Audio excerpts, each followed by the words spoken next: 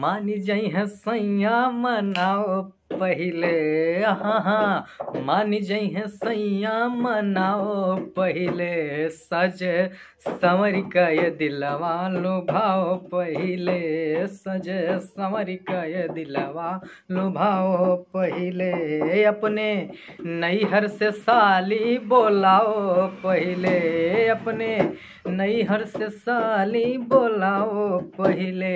सज संवर के दिलवा लुभाओ पहिले। लिट्टी चोखा से पेटवा भराई कैसे। लिट्टी चोखा से पेटवा भराई कैसे। कहियो पूरी कचौड़ी खियाओ पहिले। कहियो पूरी कचौड़ी खियाओ पहिले। अपने राजा जी का दिलवा माँ बसाओ पहिले। अपने सैया जी का दिल माँ बसाओ पहिले।